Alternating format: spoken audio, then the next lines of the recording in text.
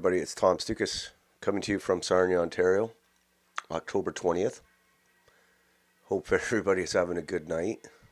A lot of people are probably watching the Jays, and it looks like they're just went down 2-1 home run. Seattle just hit a home run. Vladimir Guerrero, I don't know if he understands the Toronto Maple Leaf. He wore a Leaf jersey to the stadium today. So he's like, I don't think he understands the history of the Leafs in the playoffs. Whatever. I don't think that's the reason they're going to lose if they lose, but we'll see what happens. I hope they make it. So also today's was it Diwali? I don't know. Diwali Day or something. All that our politicians are wishing everybody happy Diwali, I guess. That's all I see today in the stupid news and everything. So I'm sure we'll have a few rivers full of garbage by tomorrow morning. So yeah, we'll get to the start of the day with some local stories here. I always try to keep it local. Oh no, did I lose my picture here? I like to keep, oh, there we go. All right. This is an interesting story, a local story, but it also has, it's relatable across the country. So we have this this kind of like it's like an overflow homeless shelter in Sarnia. There's other homeless shelters, but this one was kind of put up together quick, and the reason they said, it's because we need it for the winter and it's overflow. But it's still open, like it was only supposed to be temporary, and it's kind of near my house, and it's totally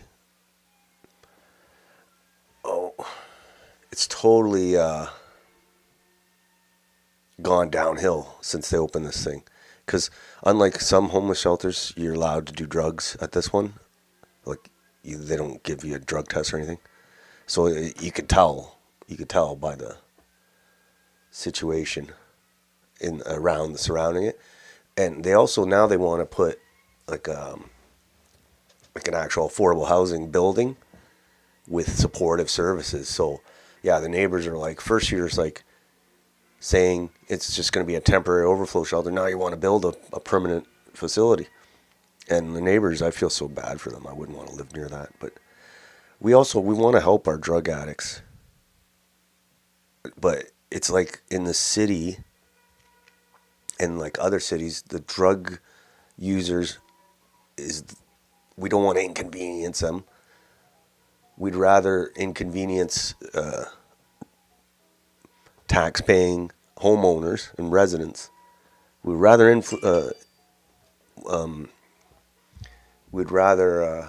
inconvenience them than the actual drug users. I want to help the drug users too, but I'm not worried about, they need to be close to all their services and like, yeah. So, members of a local, someone close who says they've given up hope that things will get any better. Statement follows over 2 years of struggles in their neighborhoods. 2 years it's been, holy shit. Surrounding the overflow shelter at the former Laura Lee St. Matthew's Presbyterian Church on Exmouth. It looks like The Walking Dead down there. So the family who wished to remain anonymous for safety reasons told Sarnia News that they've dealt with noise, security issues, and other criminal activity since the shelter opened. They said the consequences have been devastating. Okay. Basically living next to a bunch of drug addicts. They claim the shelter never should have been allowed to open in the first place, saying the facility didn't meet the required bylaws to operate as such. This is not about opposing shelters or turning our backs on vulnerable people. It's about demanding transparency, legality, and accountability in how shelters are created and operated. So, basically, the city's letting it stay open because we have like a woke council here. Same like with a lot of other cities. Okay. Anyway, they're looking at all this, whatever. The bottom line is it's open and the people living around there are going through hell. And it's the same thing happened with Rainbow Park where people had to live next to a village of drug addicts and homeless people. So, like I said, there's a pattern. There's a pattern in Sarnia and other communities that put the priorities of the criminals and drug users ahead of the ratepayers and the homeowners who, pay the bills for the city, really, when you think about it. But they're the last for consideration when it comes to living, being able to live your life without this kind of craziness. So consequences have been devastating, says family living near overflow shelter. The statement follows over 2 years of struggles in the neighborhood surrounding the overflow shelter on Exmouth Street. So yeah, it bugs me how every city does this. They bend over backwards in the harm reduction strategy and you don't really see people. It's worse than ever. So most of our council, though, they did the Rainbow Park. They allowed that to happen. The homeless encampment. They letting this happen, and they don't care about people. People that are just trying to live a normal life in Sarnia. They don't care. Okay. Next, we got a lot of local news today. I like it. I want to keep it local but relatable to other areas of the country. This one's an interesting, crazy one. Sarnia Police Service has made an arrest and laid charges in a child luring and sexual assault investigation. So, May, a 14-year-old girl began to communicate with a male on Snapchat who went by the name of Rishu. The girl disclosed her age and the male disclosed that he was 20 years old. Through continued communication, the male began requesting nude photos and sent graphic images and videos of himself. He began sending Uber Eats orders to the girl while she was at school. Despite the girl, imagine that, or Uber Eats. It's probably his cousin delivering the food. So, despite the girl never telling him which school she went to, so he was stalking her, cyber stalking her. It is believed the male learned of her location through the maps function of on Snapchat. So in June, the male attended the girl's home while her parents were out, and he provided her with an iPhone so they could continue to. He gave her an iPhone. Holy shit! Could continue to communicate with her parents, knowing. While inside a garage at the girl's home, the male touched her in a sexual manner before finally leaving. Both continued communicating until early August, when the girl's parents discovered the messages between the two and a police report was made. Police arrested October 18th. Police arrested Ritesh Kumar. He's actually 29 years old. He's not 20. Even if he was 20, it's still gross with the 14-year-old kind. But I mean, 29 totally is gross. And all right, so he lied about his age. So he was held for bail and later remanded into custody charged with multiple offenses. So anyway, there could be other victims, they say. So this is horrible. This is happening in Sarnia.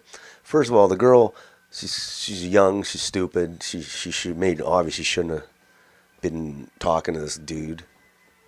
I mean, the fact that he said 20 maybe put her off guard. Okay, so basically, these Indian dudes want to be like sugar daddies to these underage girls. It's not good. So basically what you're having in Canada, and it's a big problem in India too, is millions and millions of single Indian males, because they don't like girl babies in India, so there's a really big imbalance. And so we're getting all these millions of single dudes coming here. They're a little bit horny because they're never going to get laid. And either they find somebody like an Indian girl or a Canadian girl, whatever, or some will go down the sexual assault route, like we see with the Uber drivers, or you'll get these wannabe sugar daddies sending 14-year-olds Uber Eats and giving them iPhones. Who knows what else he gave her, promised her. So if you know, you're either gonna have the rapists or the sugar daddy wannabes. So yeah, how about we just start deporting? Like, I don't know why we're bringing these guys. We got the Calistanti crazy people. We got these poo cells, they call them, instead of incels. They can't. They're not getting any action, and it's a big problem. You know, if you have a daughter, you'd be very concerned. The 14-year-old girl here. Holy, deport Kumar. This problem will only worsen without mass deportations. So yeah, these Indian guys are so desperate to get laid. If they're not going to do the sexual assault, they'll do the sugar daddy routine where they'll just promise them the world. And some girls will just say, whatever, I'll take it. It's kind of like prostitution almost. You even seen it with it's kind of the lame rental ads where they say, oh, you can friends with benefits and you can stay for free. You know, it's the same idea. They're desperate to get laid, these guys. Okay. I like this meme. Me wondering why an Indian who moves to Canada is considered Canadian with that magic passport. But I'm on stolen land 400 years later. Yes. It's a riddle, isn't it? It's a riddle. And this is the thing. This is the thing again with Kumar. He's not 20 years old. Government wants to bring in millions of single dudes from India. Many of those who don't find a mate will either go the sexual assault route or try to be sugar daddies for underage girls. Mass deportations needed. Yes. Only going to get worse. Problem's only going to get worse. All right. We'll switch to X. I was suspended on X for a week. I'm back. I'm kind of glad, though. I could, the week, take a break for a week. Sit back. And reflect on what got me suspended. It was good though. I liked having the week. I had my kids anyway. I didn't care. Donnie asked about the ostrich situation in BC. I'm not an ostrich scientist, so I have no idea why they want to kill the ostriches. But I've had ostrich burgers, and they're good.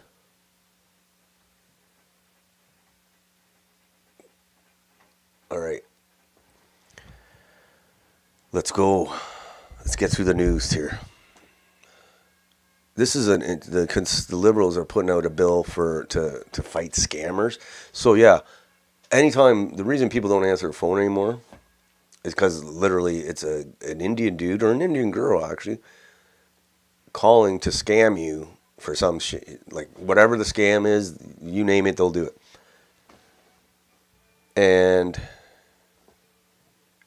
you know, we laugh about it because and a lot of people go joke with it, like, you know, start screwing around, fucking around with the scammers because we know it's a scam, right? But a lot of older people are very trusting, and when someone calls, they're easily fooled or scammed. So yeah, all kidding aside, scamming vulnerable seniors makes a person they're total scumbags. Like, I couldn't do that.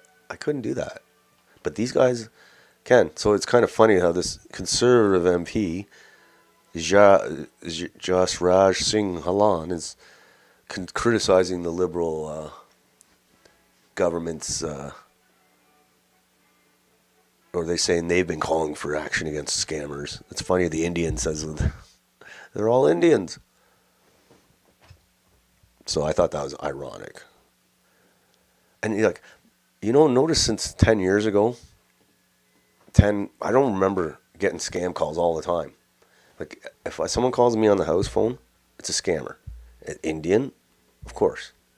If someone calls me on my phone that's unknown, it's a scammer. So now I'm getting texts, scam texts. So it's like I'm sure they're Indians too, but I don't know. Is it a thing? Like there's just so many Indians, I guess, that they need to work, and scamming is their thing, I guess. But yeah, if you scam old people, you deserve to be thrown in the river, raging river. Okay, so yeah, Sarnia. But the Sarnia news, like with the drug addicts and the child luring, this is happening everywhere. So it's not just Sarnia. All right, and this is I don't know what kind of religions we're importing here from India. It looks like I don't know what the hell it is. Oh, I think this is AI. Sorry, AI. Sorry, but they think the Diwali. I don't know if that's one of the ones where I don't know. It might be a different one where they throw all the shit in the river. It's horrible. Here's the fifth horseman: immigration. So death, pestilence, famine, war, and immigration. Yes, seems like that. Especially in Europe. Europe's so close to the third world countries. Canada's a little bit isolated, but it's a country killer, that's for sure.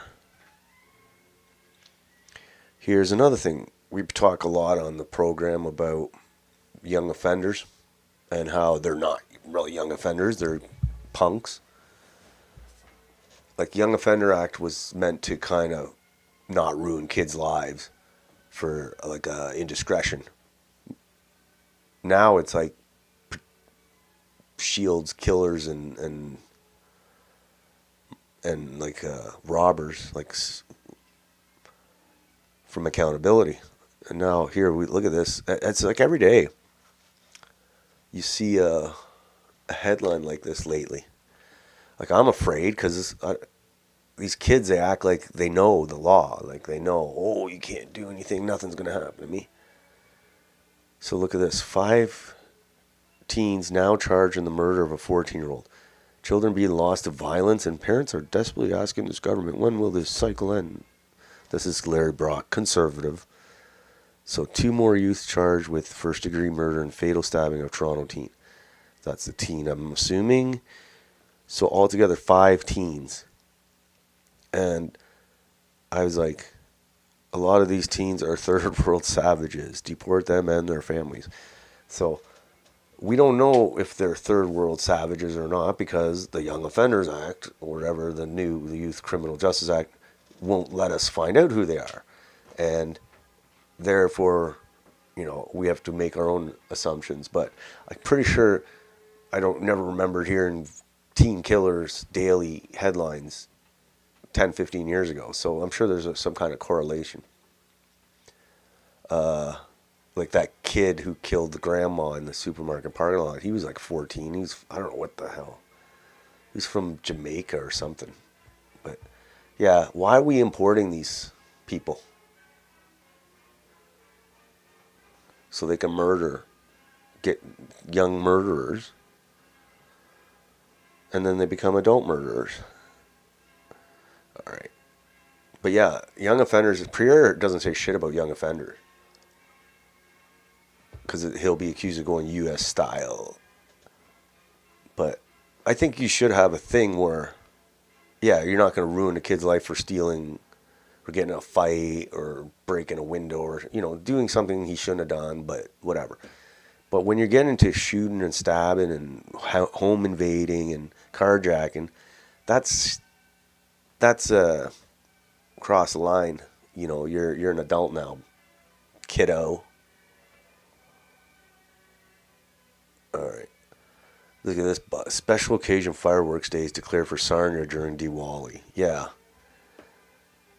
Our leaders, our fire chief, our police, they bend over, our mayor, they bend over backwards for everybody but the rate-paying homeowners. Those ones get the knock on the door right away to get them to move their boat or trailer. But everybody else gets the, what is it, a permit? No. Special occasion fireworks. Fuck Diwali, sorry. Do that in India. We don't do that here. And there's people in Sarnia. If you say that on Facebook on the groups,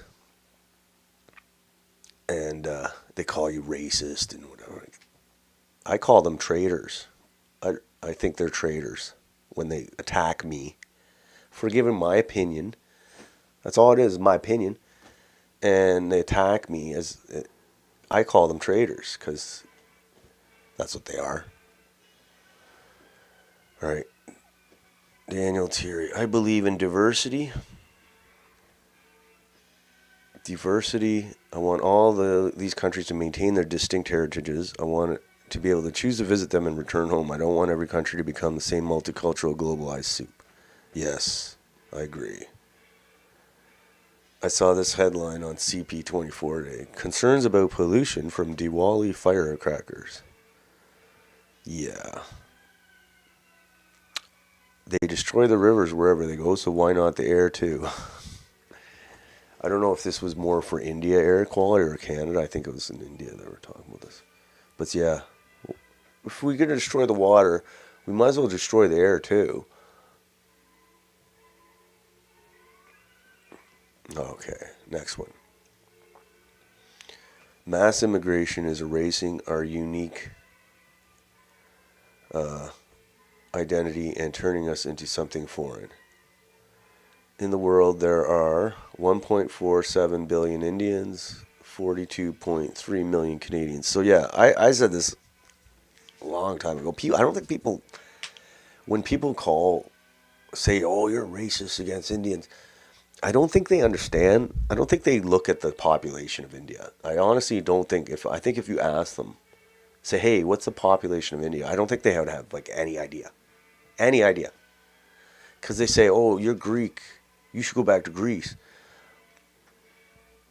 Yeah, Greece is European, and it's not a shithole. It's like, I would love to go back to Greece for sit in the sun. But there's only 10 million Greeks. There's 1.4 billion, 1.47 billion Indians. Plus, if you add Pakistanis, Bangladeshis, Sri Lankans, it's over 2 billion. All right? If you ask any of these elbows up retards who call you a racist, hey, how many people are in India?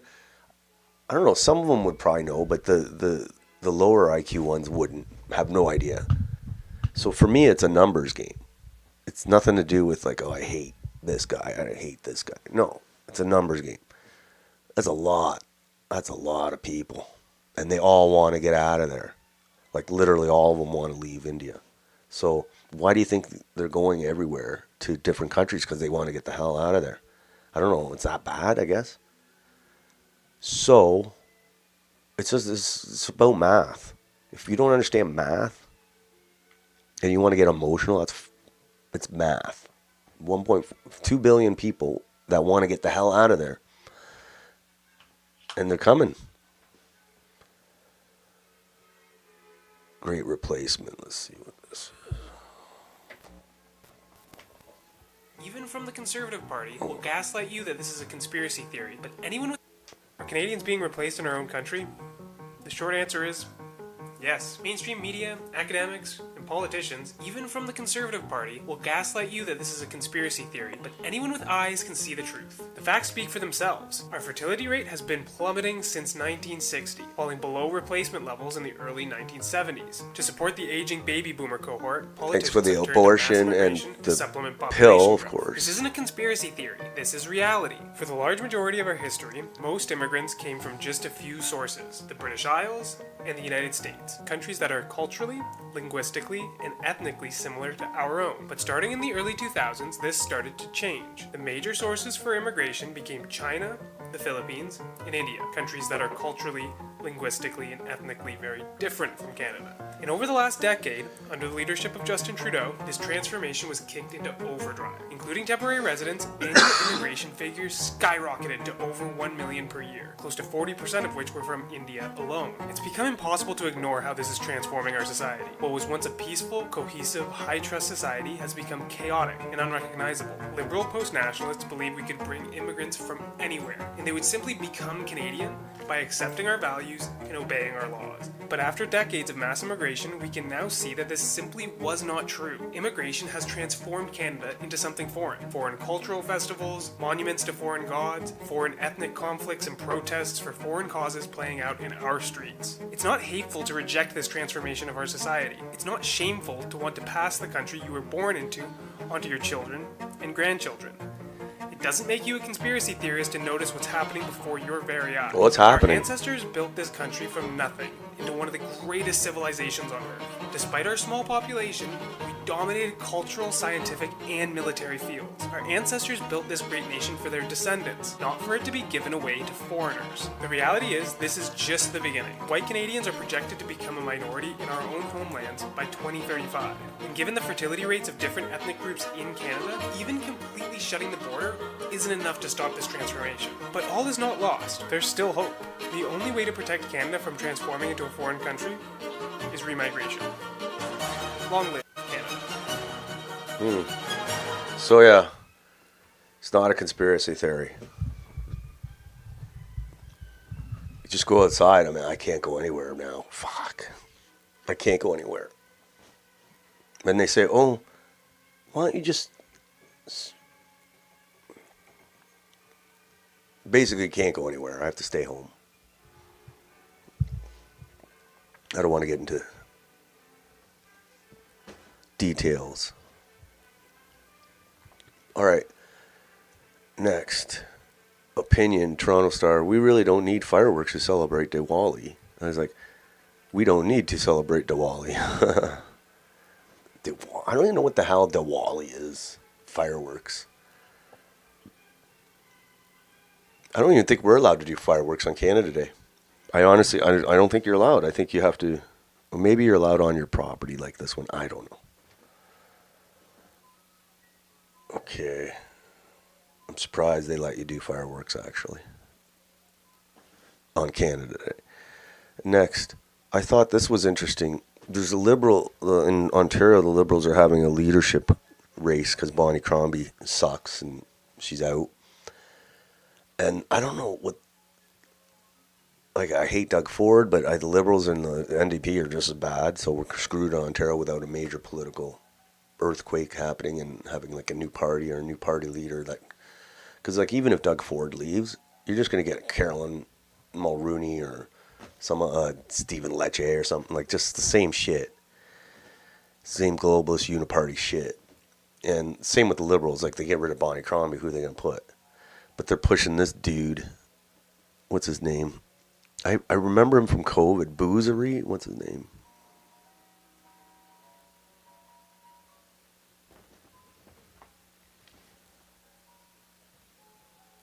And he hasn't even said he's going to run.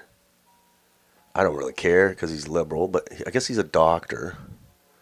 Which I don't know if doctors have been very good politicians. Come on. He's smarter than Doug Ford, at least. Not that I have faith in any of these guys. Karina Gould, oh my God.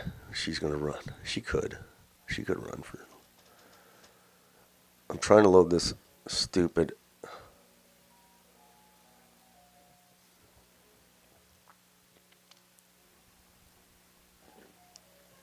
Okay. One political outsider is already standing out. Dr. Andrew Boozery, a Toronto physician and policy expert, is the only contender who could defeat Premier Doug Ford in the head-to-head matchup. How the hell did this come up? Like, they just pick this guy out of the blue and say he can beat Doug Ford? Like, he's not even he didn't even say he's running. But I feel like he's being astroturfed into the liberal leadership because he's young, he's smart, good-looking guy, I guess. Like they're trying to. I feel like they're astroturfing him into this. Political outsider Dr. Andrew Bougerie is far more eye-catching than established candidates, the survey noted.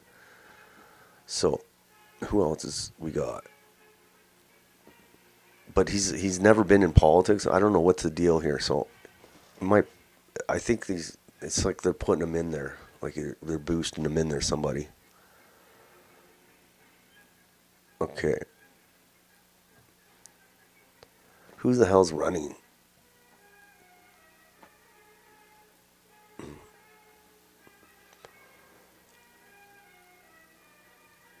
So you got Nate Erskine-Smith, failed Liberal MP.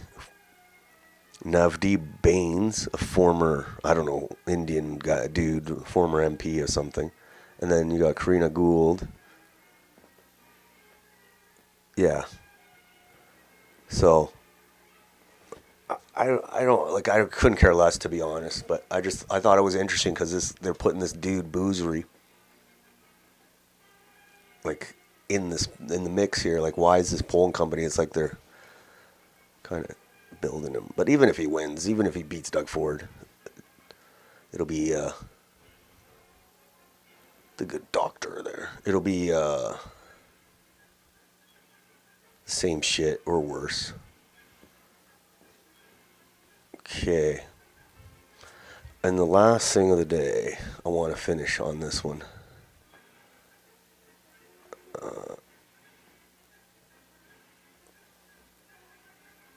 Okay. Mark Carney. I want to finish with Mark Carney. Yes.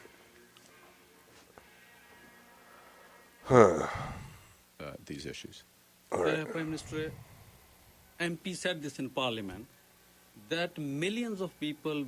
So this is what Mark Carney basically gave an interview to some Indian channel, whatever, some multicultural A media. lot of status in coming few years. Hold on. And those people would be in very vulnerable situation. And I thought it was interesting. The whole interview was interesting because it's like Carney's basically trying to say we're going to slow down parts of immigration, but without worrying his Indian voter base. So it was kind of interesting. But the one part he said was a very eye-opening for me is concerning the millions of there's millions of people in Canada who are going to expire. Their status is going to expire, so they have to leave. Whether it's, I don't know how, all sorts of visa programs, student visas, whatever. And Carney was like, and the question is, how are you going to get all these millions of people to leave? Like, are you going to get ICE to come round them up? No. So Carney was like, his answer was basically what I thought. What I thought is, I don't know what happened to my connection, damn it. So, they do this in the States too. Oh good, I got it back. They do this in the States too, amnesty. So what they do is they did it in the States, Reagan did it, and now they want to try and do it again, is they let in a bunch of people, and they're all basically expired, and they have to leave, but they stay in the country illegally. And they basically stay there, have kids, have jobs, I don't know, build a life, and then there's this call for amnesty, basically, because, like, well, we can't get rid of them because they've been here, and it's better just to keep them here. And they give an amnesty, and they make them all path to citizenship. So I think basically he's saying this here. I'll read the quote here, and then we can watch. I said, it sounds like Mark Carney's planning an amnesty for existing temporary residents with expiring status who should be deported. Once these millions of people get permanent residence, then they will sponsor their families, which is, horrible because, one person gets permanent residence. If they have like 3 kids and a wife, there's 4 more people coming in. basically, yeah. So he's saying what we're doing is making sure we rapidly build up our ability for those who are here, who are working, who are building a life to do that. So basically, he's saying we're going to give an amnesty to millions of people. And he did say, "Oh, we're going to not include the asylum applicants who don't qualify for asylum." So basically, the millions of people that are here, the hundreds of thousands of people that are on the hundreds of thousands of people that are on in the asylum system, plus the millions of people that are here with expired status, will probably get to stay as long as they're building a life. And then he said, just the ones, the asylum seekers who don't qualify, will leave.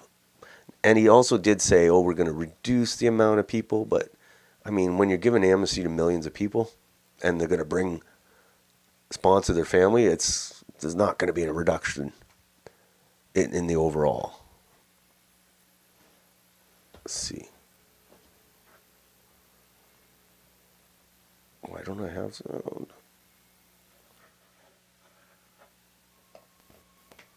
And those people would be in.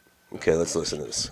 Prime Minister, MP said this in Parliament that millions of people would be out of status in coming few years, and those people would be in very Millions. difficult situation and could easily be pushed towards crime. So, what your government is doing for preparing to deal with this challenge before it becomes a crisis? Well, I think, yes. So let's take a step back on the immigration system, and I'll give some perspective, if I may, which is if we go back 6-7 years, the number of what are called non-permanent residents, so temporary foreign workers, students, asylum seekers, other people who've come to Canada and haven't yet become citizens. You know, most people in Canada at one point, either themselves or their parents or grandparents, were immigrants to this country at one time. But these are people who haven't yet become citizens. That used to be about 3% of the population. Just before I became Prime Minister, it had gone up to 7.5% of our population. Of non-residents. So big increase.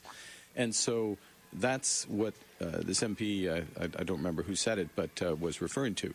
And so our challenge is and this is what we're doing, is to make sure that we rapidly build up our ability for those who are here, who are working, who are building a life, to do that. Those who should go back, asylum seekers who are not going to ultimately get asylum, that we return them, track them and return them. That we reduce the flow of new temporary Canadians, temporary residents in Canada, and I just gave you the figures on that. But they'll increase the flow of permanent residents through the sponsorship, of course, after they give millions of people amnesty. See how they trick you, eh? So we can manage down the overall level in a responsible way. And we're doing all of those things in about 2-3 weeks' time. We'll be releasing our immigration plan, our next immigration levels plan, and that will include many of the steps that we'll be taking around these issues. So basically, that's what he's saying. He's saying all the millions of people that's supposed to leave. Why isn't this? The millions of people that are supposed to leave. As long as they're building a life here, we're going to let them stay, basically. That's basically what he's saying. And, yeah, you can decrease the amount of temporary foreign workers because you've already let in millions and millions, and they're going to sponsor their family. So that's going to be times 4. Millions times, add another times 4 to that. So. And you're not getting any of this from the opposition, from the Conservative Party. All they're saying is, looks like that Leaf jersey is going to curse the Blue Jays tonight. But you're not getting any Conservative opposition, effective Conservative opposition. All they complain about is the temporary foreign workers. They don't say anything about remigration or deportation or nothing. It's going to be mass amnesty to Canada because they're going to they're voting Liberal, so of course they're going to want mass to legalize these people because they're all going to vote Liberal. Anyway, that is the news for today. The Diwali Day news. So, yeah. We'll see what happens tomorrow when where things go. It's not looking good. We really need somebody to come out of, like, people, young leaders to come out of the woodwork and start saying what's on, what's good for Canada. Not these globalist uniparty shills. I'm sick of them. Sick of them all. Anyway, I'll see you guys tomorrow, October 21st. Until then, have a nice night. Thanks.